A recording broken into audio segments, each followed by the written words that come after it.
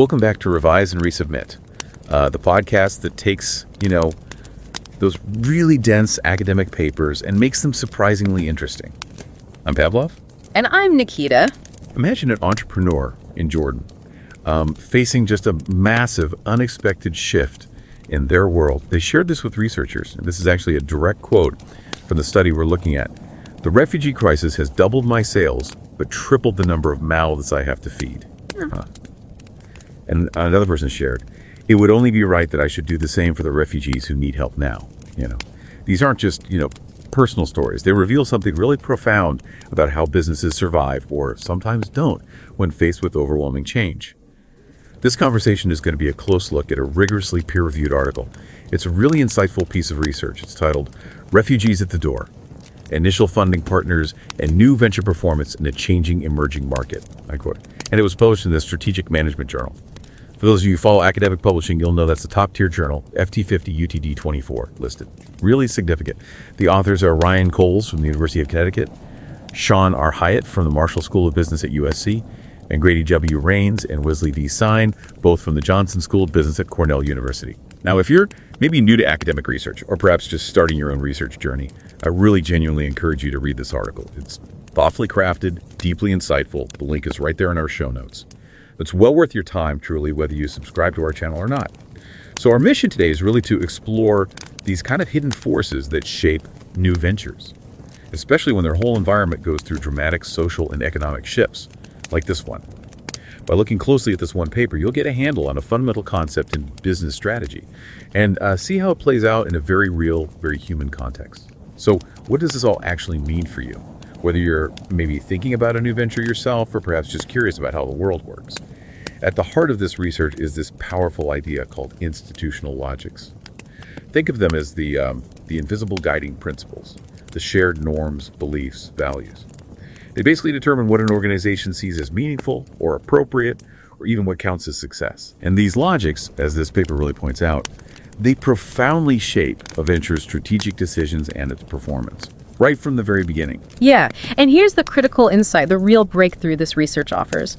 Your very first funding partners, they aren't just giving you money. They're essentially embedding their core values, their operating principles, right into the DNA of your venture. So it's way more than just the capital then? Oh, absolutely. It's foundational. It shapes pretty much everything that comes after. And this happens, the paper suggests, in two main ways. First, there's imprinting. That's where funders basically stamp their worldview onto the new venture when it's most impressionable, right at the start. And second, there's selection.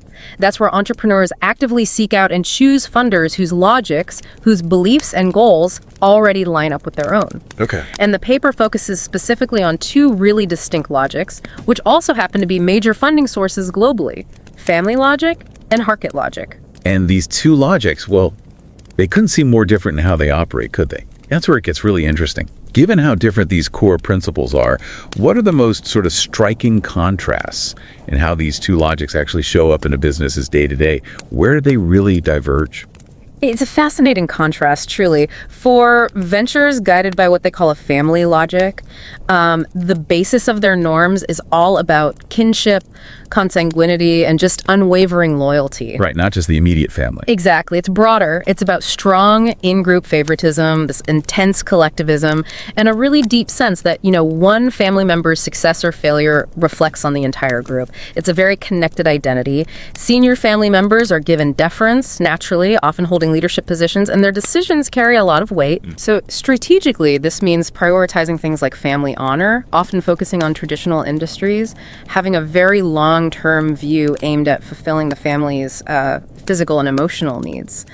These businesses rely heavily on reciprocal help, trust, loyalty. And yeah, you often see nepotistic hiring. And instead of typical, extrinsic compensation, they often use altruism in the sense of familial collectivism to recruit and keep employees. So if family logic is so heavily focused on relationships, tradition, that sort of thing, where does market logic stand? How does it contrast? Well, it's almost the polar opposite in many ways. A market logic puts self-interest, profit, and economic transactions really above all else. When you're looking at hiring or promotion or retention, it's all about education, skills, merit, essentially. Purely transactional. Very much so. Interactions are fundamentally transactional, focused on specific tasks, and heavily reliant on external extrinsic rewards, salary, bonuses. For a venture operating under a market logic, legitimacy comes from profitability, from investment success. Their strategic approach is transactional towards employment, too. It's about maximizing the economic value from employees. Right. They focus on those external rewards and incentives to attract and keep talent. But this very transactional approach, it can sometimes erode employee commitment and trust.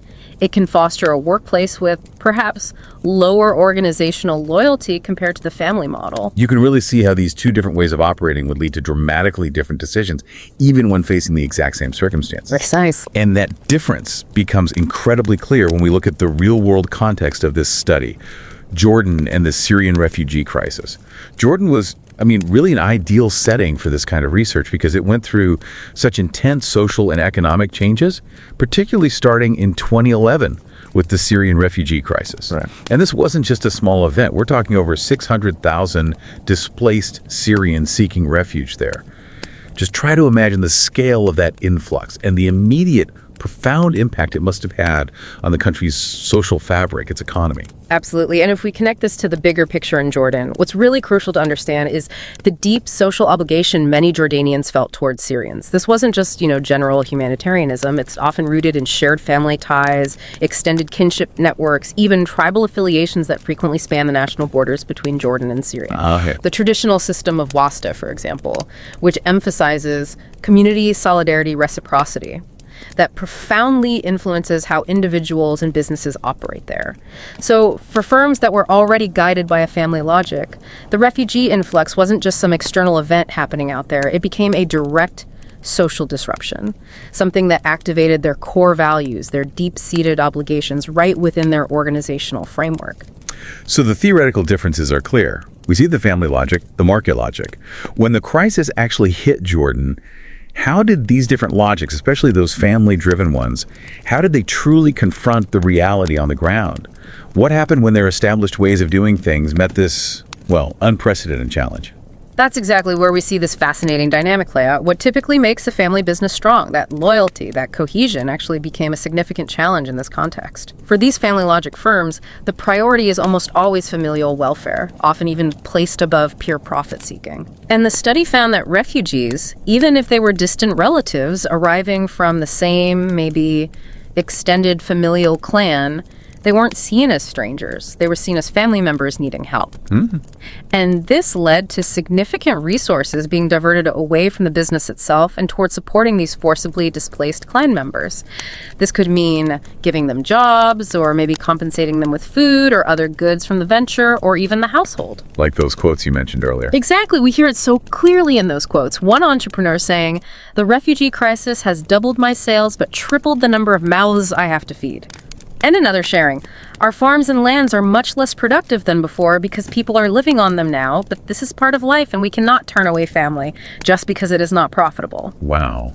You can really feel the weight of that, can't you? That profound conflict between duty and, business viability. It's incredibly powerful. The blurred boundaries between the business finances and family finances, which might foster cohesion and loyalty in stable times, became a really significant financial strain during this crisis. That's such a powerful illustration, isn't it? How what makes you strong in one environment can actually hold you back when things change so dramatically. So, given this diversion of resources and this sort of strong adherence to tradition, how did these family logic businesses adapt strategically? Or did they? Well, the research showed a notable inflexibility, generally speaking, and strategic adaptation for these ventures. Because they're often organized around tradition, hierarchy, long-term continuity, they found themselves constrained by norms about what was considered appropriate or respectful within the family structure. Right, changing things might seem disrespectful. Precisely. Senior family members, who usually hold the decision-making power, often resisted pivots or changes that challenged those established practices. And this rigidity, it led to slower adaptation. It meant they often failed to recognize or maybe exploit new opportunities that the refugee influx actually created, like a whole new customer base, for instance. It just generally made them less competitive in that rapidly changing environment. Okay, so that's the family logic side. In stark contrast then, What about the bank-funded ventures, those embodying the market logic? How did they interpret this same refugee influx, and what impact did that interpretation have on their operations?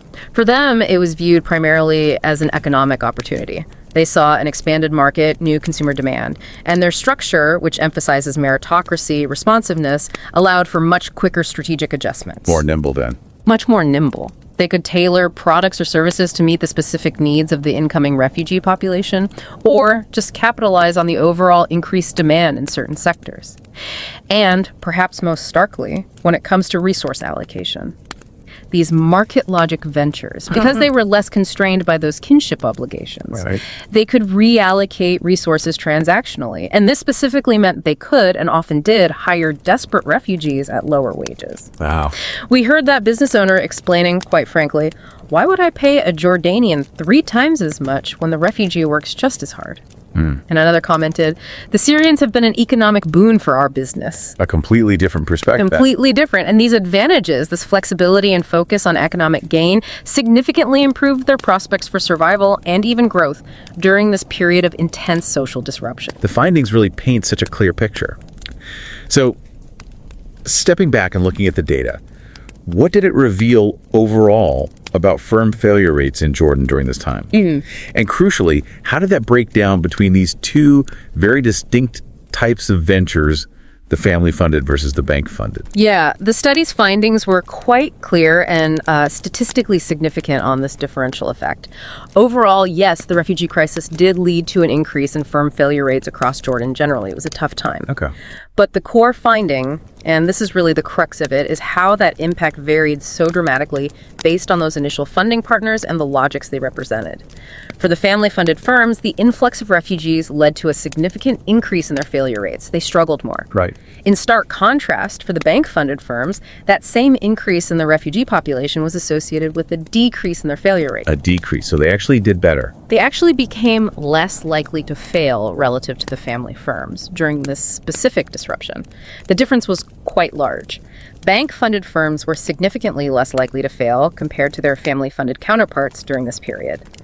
And it's important to note the research methodology here was really rigorous. They controlled for various factors, performed multiple robustness checks, things like looking at pre-trends, placebo tests, matching different firm types, which strongly supports these conclusions. It wasn't just a random correlation. That suggests a fascinating adaptability, or maybe a vulnerability, depending on the logic, doesn't it? So, the natural next question is, does this framework, this idea of the intersection between institutional logic and environmental disruption, does it apply to other kinds of shifts, beyond social ones like a refugee crisis? That's a great question. And the researchers did take an exploratory look at another major event, the 2008 global financial crisis. Now, unlike the refugee crisis, which was fundamentally a social disruption altering community ties and obligations, the financial crisis was primarily an economic shock. It disrupted capital flows, labor markets, globally. Very different kind of shock. Very different. And interestingly, they found indications that bank-funded firms, those embodying the market logic, actually performed better after the financial crisis hit. One plausible explanation they offer is that competition for skilled labor, which is often intensified by foreign direct investment, actually decreased after the crisis. And this benefited firms that rely on that transactional, market-based approach to hiring and employment. So the downturn potentially made skilled labor cheaper or easier to find for them. Potentially, yes. And this exploratory finding, while not the main focus, does strengthen the central argument. The impact of any big environmental disruption depends profoundly on how it intersects, how it interacts, with the venture's underlying logic-driven strategies, what might be a vulnerability in one type of crisis, like the family firm's social obligations during the refugee influx, could actually become an unexpected advantage, or at least less of a disadvantage, in another type of crisis, like an economic one. It really underscores that there's no single best way. It's all about context. Exactly. Context and fit between the logic and the environment. So wrapping this up, what are the key takeaways for you listening to this exploration? I think first, it's clear that your initial funding partners and the institutional logics they bring with them or reinforce have a really profound, lasting impact on your venture strategy and ultimately its chances of survival. These aren't just one-off decisions early on. They really do set a course. That's absolutely central. And second, environmental changes, crises, shifts, disruptions. They aren't uniformly good or bad for all businesses.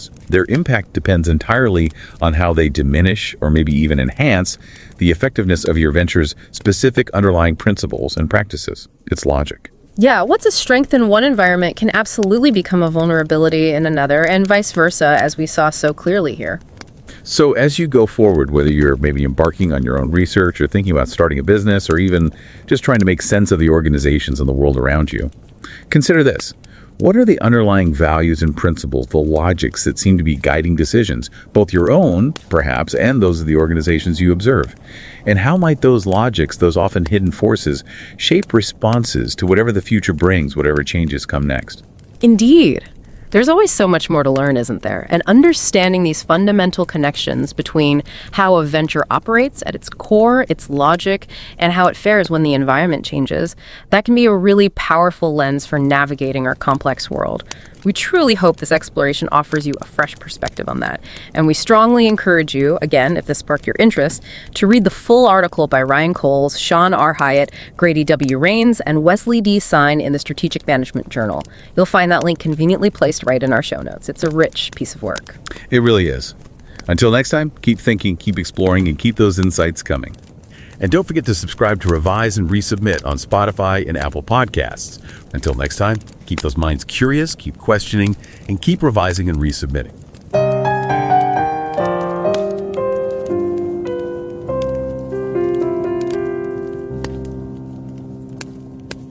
Revise and রিসাবমিটে স্বাগতম। আমি Pavlov. আর আমি নিকিতা। আচ্ছা, শুনুন তাহলে। একজন জর্দানি উদ্যোক্তার কথা ভাবুন। সিরিয়ার শরণার্থী সংকট যখন খুব খারাপ অবস্থায়, উনি বলছিলেন তার বিক্রি হয়তো দ্বিগুণ হয়েছে, কিন্তু যাদের খাওয়াতে হচ্ছে সেই লোকজনের সংখ্যা বেড়ে গেছে 3 গুণ। ঠিক তাই। এটা কিন্তু শুধু একজনের গল্প না, এর ভেতরে ব্যবসার টিকে থাকার একটা গভীর ব্যাপার আছে। ঠিক তাই। আর আজকের এই আলোচনাটা কিন্তু এমনি এমনি নয়, এটা একটা দারুণ গবেষণাপত্রের ওপর ভিত্তি করে তৈরি। ছাপা হয়েছে বিখ্যাত স্ট্র্যাটেজিক ম্যানেজমেন্ট জার্নালে। ও আচ্ছা। হ্যাঁ, এটা এমন একটা জার্নাল যাকে বিশ্বের সেরা বিজনেস স্কুলগুলো খুব গুরুত্ব দেয়। FT50 আর UTD24 লিস্টেও আছে। দারুণ তো। কারা লিখেছেন এটা? এই গভীর কাজটি করেছেন 4 জন গবেষক। কানেকটিকাট বিশ্ববিদ্যালয়ের রায়ান কোলস, সাউদার্ন ক্যালিফোর্নিয়ার মার্শাল স্কুল অফ বিজনেসের শন আর হিয়াট, আর কর্নেল ইউনিভার্সিটির জনসন স্কুল অফ বিজনেস থেকে গ্রেডি ডাব্লিউ রেইন্স ও ওয়েসলি ডি সাইন। আর আমরা যারা এই চ্যানেলের সাথে আছি বা হয়তো নতুন শুনছি, তাদের সবার জন্য অনুরোধ থাকলো অবশ্যই যদি সময় পান এই অসাধারণ আর খুব যত্ন করা পিয়ার রিভিউড গবেষণাপত্রটা একবার পড়ে দেখতে পারেন। লিঙ্কটা শো নোটসে দেওয়া থাকবে। আচ্ছা, আজকের আলোচনাটা তাহলে একটু অন্যভাবে ভাবি। ধরুন কেউ সবে একাডেমিক রিসার্চ শুরু করছেন, তাদের জন্য এটা কেমন হতে পারে? একদম, আমরা ঠিক সেটাই চেষ্টা করব। মূল প্রশ্নটা হলো, যখন কোনো বড় সামাজিক বা অর্থনৈতিক ধাক্কা আসে, যেমন ধরুন শরণার্থী সংকট, তখন নতুন যে ব্যবসাগুলো শুরু হয় তাদের টিকে থাকার ক্ষমতার ওপর এর কী প্রভাব পড়ে। আর বিশেষ করে ব্যবসার শুরুর টাকাটা কোথা থেকে এলো সেটার উপর ভিত্তি করে এই প্রভাবটা কি পাল্টে যায়? যেমন জর্দানে সিরীয় শরণার্থী সংকটের সময় কি হয়েছিল? ঠিক, এই গবেষণাটাতে একটা খুব গুরুত্বপূর্ণ ধারণা ব্যবহার করা হয়েছে, যাকে বলে প্রাতিষ্ঠানিক যুক্তি বা ইনস্টিটিউশনাল লজিক্স। প্রাতিষ্ঠানিক যুক্তি, এটা ঠিক কী জিনিস একটু সহজ করে বললে? হ্যাঁ, ধরুন একটা কোম্পানির ভিতরে কিছু অলিখিত নিয়ম থাকে না, কিছু বিশ্বাস, কিছু ভ্যালিউজ, যা তাদের সিদ্ধান্ত নিতে সাহায্য করে। কোনটা করা ঠিক, কোনটা করা উচিত, সেটাই হলো প্রাতিষ্ঠানিক যুক্তি। এই গবেষণায় 2টো প্রধান যুক্তির কথা বলা হয়েছে, একটা পারিবারিক যুক্তি আর একটা বাজার যুক্তি। তার ব্যবসার শুরুতে টাকাটা কে দিচ্ছে, পরিবার নাকি ধরুন ব্যাংক, সেটার উপর নির্ভর করে কোম্পানির ভেতরের এই যুক্তি বা চিন্তাভাবনাটা কেমন হবে। ব্যাপারটা বেশ মজার তো। হ্যাঁ, বিষয়টা অনেকটা সেরকমই। যেমন ধরুন যখন ব্যবসার প্রথম টাকাটা আসে ফ্যামিলি থেকে, তখন কিন্তু পারিবারিক যুক্তিটাই বেশি কাজ করে। ওই আত্মীয়তার টান, ভরসা, একে অপরকে সাহায্য করা, পরিবারের লম্বা সময়ের চিন্তা, এগুলো। বুঝলাম। আর অন্যদিকে যদি ব্যাংক বা অন্য কোনো বাইরের সংস্থা থেকে লোন নেওয়া হয় তখন বাজার যুক্তিটা প্রধান হয়ে ওঠে, মানে লাভ করা, আরও দক্ষ হওয়া, লেনদেনের সম্পর্ক, যোগ্য লোক নিয়োগ, এই দিকগুলো। আচ্ছা, আর জর্ডানের ক্ষেত্রে তাহলে ব্যাপারটা আরও জটিল হয়ে গিয়েছিল, তাই না? 2011 সালের পর সিরিয়া থেকে যে এত লোক এলো। ঠিক ধরেছেন। জর্ডানে লক্ষ লক্ষ শরণার্থী আশ্রয় নেয়। আর দেখুন, জর্ডানি আর সিরিয়ানদের মধ্যে কিন্তু অনেক পুরনো পারিবারিক গোষ্ঠীগত সম্পর্ক আছে। হ্যাঁ, সেটা তো ঠিক। ফলে যখন সিরিয়ান শরণার্থীরা এলো, অনেক জর্ডানি ভাবলেন এদের সাহায্য করাটা তাদের একটা সামাজিক বা পারিবারিক দায়িত্ব। আর এর সরাসরি প্রভাব পড়ল সেই ব্যবসাগুলোর ওপর যেগুলো ওই পারিবারিক যুক্তিতে চলছিল। এখানেই তো তাহলে গবেষণার প্রথম ইন্টারেস্টিং ফাইন্ডিংটা, তাই না? যে ব্যবসাগুলো পরিবার থেকে টাকা নিয়ে শুরু হয়েছিল, শরণার্থী সংকটের সময় তাদের নাকি বন্ধ হয়ে যাওয়ার ঝুঁকি বেশি ছিল। হ্যাঁ, এটা তো বেশ উল্টো মনে হচ্ছে। আমরা তো ভাবি ফ্যামিলি বিজনেসে বন্ডিং ভালো থাকে, তারা হয়তো সংকট ভালো সামলাতে পারে, তাহলে তারা কেন বেশি বিপদে পড়ল? ভালো পয়েন্ট। আসলে দুটো প্রধান কারণ দেখা গেছে। প্রথমটা হলো রিসোর্সের ব্যবহার, মানে ওই যে পারিবারিক টান, তার জন্য ব্যবসার মালিকরা তাদের চেনা পরিচিত বা আত্মীয় শরণার্থী যারা, তাদের সাহায্য করতে এগিয়ে এলেন। যেমন চাকরি দিলেন বা হ্যাঁ, কাউকে চাকরি দিলেন, কাউকে হয়তো থাকার বা খাওয়ার ব্যবস্থা করে দিলেন। একজন তো বলেইছিলেন যে আমার বাবাও শরণার্থী ছিলেন, তাই এখন যারা এসেছেন তাদের সাহায্য করা আমার ডিউটি। কিন্তু এতে হলো কি, ব্যবসার দরকারি টাকা বা জিনিসপত্র অন্যদিকে চলে গেল। ও আচ্ছা, ব্যবসার ওপর চাপ পড়ল। ঠিক। আর দ্বিতীয় কারণটা হলো স্ট্র্যাটেজিক দিক থেকে তারা অতটা ফ্লেক্সিবল না। মানে পারিবারিক যুক্তি মেনে চলা ব্যবসাগুলো অনেক সময় পুরনো ঐতিহ্য, পরিবারের মান সম্মান এগুলো ধরে রাখতে গিয়ে বাজারের নতুন পরিস্থিতির সঙ্গে চট করে মানিয়ে নিতে পারে না। যেমন শরণার্থীরা আশায় নতুন কাস্টমার বা সস্তা শ্রমিকের যে সুযোগ তৈরি হলো, হ্যাঁ, সেগুলো তারা হয়তো কাজে লাগাতে পারল না, অথবা শরণার্থীরা নিজেরাই যখন ছোট ছোট ব্যবসা শুরু করলো সেই কম্পিটিশনের সাথেও তাল মেলাতে পারল না। তাহলে উল্টো দিকে যারা ব্যাংক থেকে লোন নিয়ে ব্যবসা শুরু করেছিল তাদের অবস্থা তুলনামূলক ভালো ছিল। মানে হাইপোথেসিস 2 নিশ্চয় এটাই বলছে। একদম, তাদের ফেল করার চান্স কম ছিল। এর কারণও অনেকটা আগেরটার উল্টো। প্রথমত স্ট্র্যাটেজিক অ্যাডাপ্টেশন, তারা তো বাজার যুক্তি দিয়ে চলে, মানে লাভটাই আসল। হ্যাঁ, তো তারা দেখলো আরে শরণার্থী তো নতুন কাস্টমার, আবার কম পয়সার কাজ করার লোকও পাওয়া যাচ্ছে। একজন ব্যবসায়ী তো বলেইছিলেন, জর্দানিদের 3 গুণ বেতন কেন দেব যখন শরণার্থীরা একই কাজ করে। সত্যি? হ্যাঁ, আরেকজন বলেছিলেন, সিরিয়ানরা আমাদের ব্যবসার জন্য আশীর্বাদ হয়ে এসেছে। দ্বিতীয়ত, তাদের ওপর ওই পারিবারিক দায়িত্বের চাপটা কম ছিল, তাই তারা ব্যবসার রিসোর্স ব্যবসার কাজেই লাগাতে পেরেছে। কিন্তু একটা প্রশ্ন, গবেষকরা এত নিশ্চিত হলেন কি করে যে এই যে পার্থক্যটা দেখা যাচ্ছে এটা আসলেই ওই ফান্ডের উৎসের জন্যই হচ্ছে? অন্য কোনো কারণ তো থাকতে পারে, তাই না? খুব ভালো প্রশ্ন। এখানেই তাদের মেথোডোলজির কেরামতি। তারা একটা বিশেষ স্ট্যাটিস্টিক্যাল টেকনিক ব্যবহার করেছেন, নাম হলো ডিফারেন্স ইন ডিফারেন্সেস। ও, এটা তো বেশ পরিচিত একটা টেকনিক। হ্যাঁ, এর মাধ্যমে তারা খুব পরিষ্কারভাবে তুলনা করতে পেরেছেন। মানে 2011 সালের আগে আর পরে যেসব এলাকায় বেশি শরণার্থী এসেছেন আর যেখানে কম এসেছেন, এই 2 জায়গাতেই পারিবারিক ফান্ডে চলা ব্যবসা আর ব্যাংক ফান্ডে চলা ব্যবসার বন্ধ হয়ে যাওয়ার হারে কী পার্থক্য হলো। এই তুলনা থেকেই তারা বুঝতে পেরেছেন যে সংকটের আসল প্রভাবটা কী ছিল আর তাতে ফান্ডিং সোর্সের ভূমিকাটা কতটা। আর ফলাফল তাদের দুটো অনুমানকেই সাপোর্ট করেছে। দারুণ। তাহলে যারা নতুন গবেষণা করছেন তাদের জন্য এখান থেকে মূল শিক্ষাটা কি দাঁড়ালো?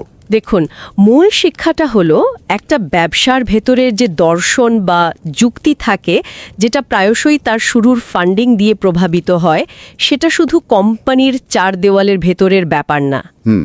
যখন বাইরের দুনিয়ায় কোনো বড় ঝড় ওঠে, মানে কোনো বড় পরিবর্তন আসে, তখন ওই ভেতরের দর্শনটাই কিন্তু অনেকাংশে ঠিক করে দেয় যে ব্যবসাটা টিকবে কি টিকবে না। যা হয়তো একসময় শক্তি মনে হয়েছিল, যেমন ধরুন পারিবারিক একতা বা আনুগত্য, সেটাই কিন্তু বিশেষ পরিস্থিতিতে দুর্বলতা হয়ে যেতে পারে। এটা আসলেই একটা ভাবনার বিষয়। শুধু এই রকম বড় সংকট নয়, এই যে ব্যবসার গভীরে লুকিয়ে থাকা পারিবারিক যুক্তি বনাম বাজার যুক্তি, এগুলো কি স্বাভাবিক সময়েও, মানে ব্যবসার প্রতিদিনের ছোট ছোট সিদ্ধান্তে বা লম্বা দৌড়ে কোনো প্রভাব ফেলে? নীরবে ঠিক। যারা নতুন ব্যবসা শুরু করছেন বা ব্যবসা নিয়ে গবেষণা করছেন তারা এই প্রশ্নটা নিয়ে আরও ভাবতে পারেন। আর এই বিষয়ে যদি আরও গভীরে জানতে চান তাহলে তো মূল গবেষণাপত্রটা পড়তেই হবে। লিঙ্কটা আমাদের শো নোটসে দেওয়াই আছে।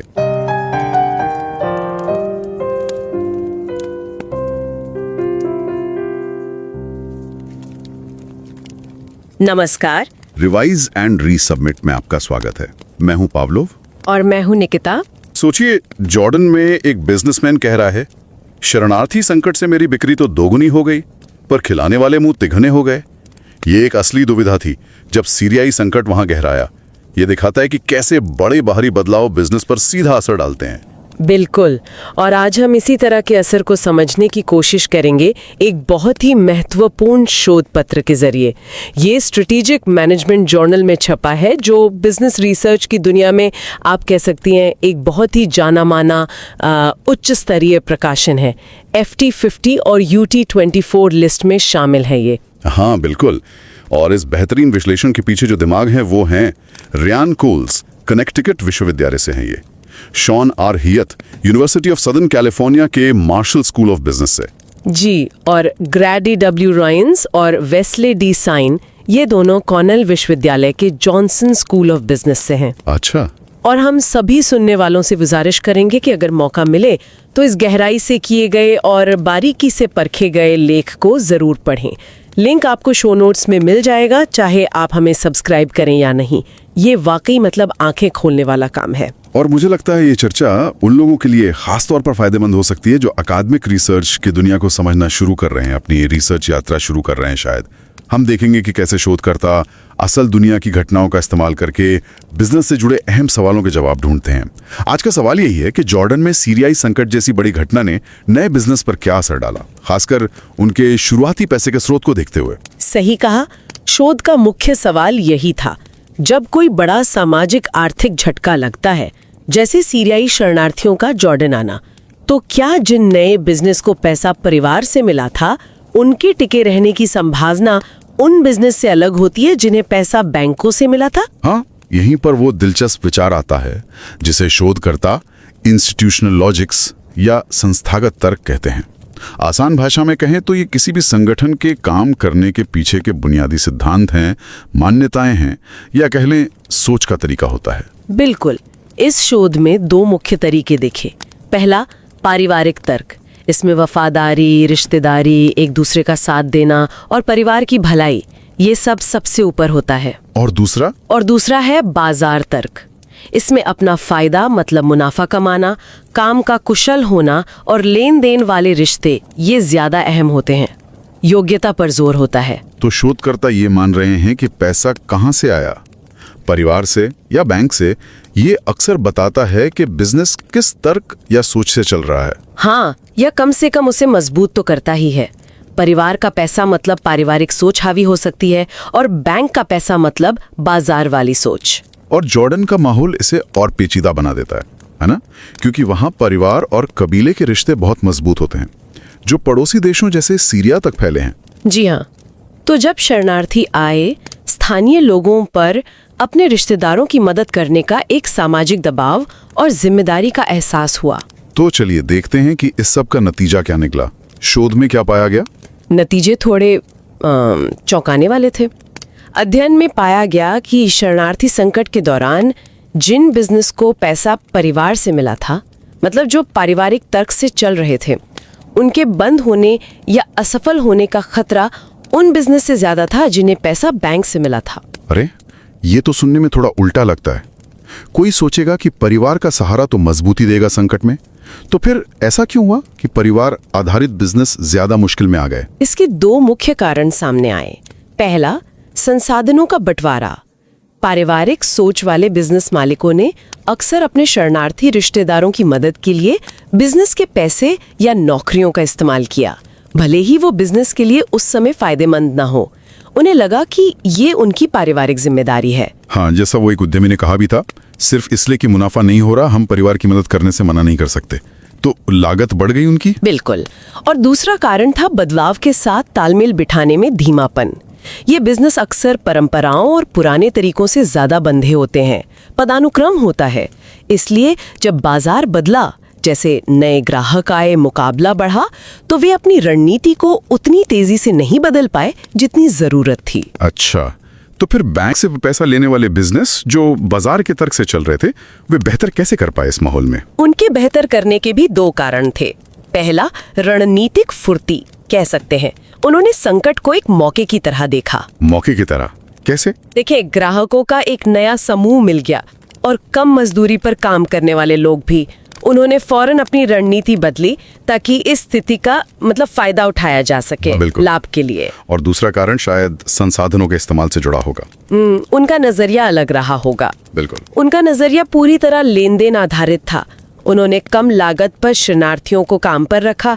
इससे उनका खर्चा कम हुआ और मुनाफा बढ़ा। हाँ, वो कथन भी था ना कि एक मालिक जब सीरियाई उतनी ही मेहनत करता है तो मैं जॉर्डन वाले को 3 गुना ज्यादा क्यों दूं? जी, कुछ ने तो यहाँ तक कहा कि सीरियाई हमारे बिजनेस के लिए आर्थिक वरदान साबित हुए हैं। तो ये सब हमें क्या सिखाता है, खासकर अगर कोई रिसर्च को समझना चाह रहा है या अपनी रिसर्च शुरू कर रहा है? ये दिखाता है कि बिजनेस की अंदरूनी बातें, जैसे उसकी बुनियादी सोच क्या है या पैसा कहाँ से आया है, ये बाहरी दुनिया के बड़े बदलावों के साथ कैसे जुड़ती हैं, कैसे प्रतिक्रिया करती हैं। बात है। सिर्फ एक अच्छा आइडिया होना काफी नहीं है। माहौल कैसा है और कंपनी के अपने मूल्य क्या हैं, ये भी बहुत मायने रखता है। सही बात है। और ये भी दिखाता है कि शोधकर्ता कैसे असल दुनिया की घटनाओं और डेटा का इस्तेमाल करके मुश्किल सवालों के जवाब ढूंढते हैं। जैसे यहाँ उन्होंने खास शोध विधियों जैसे डिफरेंस इन डिफरेंसेस का इस्तेमाल करके ये पता लगाया कि संकट का असली असर क्या था, फंडिंग के स्रोत के आधार पर। वाकई सोचने वाली बात है। अगर बिजनेस शुरू करने के लिए पैसा कहाँ से आया, ये संकट के समय इतने अलग नतीजे दे सकता है, तो ये अलग अलग बिजनेस मॉडल की लंबी दौड़ में टिके रहने की क्षमता के बारे में क्या कहता है, खासकर जब माहौल अनिश्चित हो? हाँ, और एक सवाल ये भी उठता है कि क्या इन अंदरूनी तर्कों या सोच के तरीकों को पहले से समझकर उद्यमी या निवेशक संकट आने से पहले ही बेहतर तैयारी कर सकते हैं? क्या वो बेहतर निर्णय ले सकते हैं? ये कुछ अहम सवाल हैं जो ये शोध हमारे लिए छोड़ जाता है विचार करने के लिए।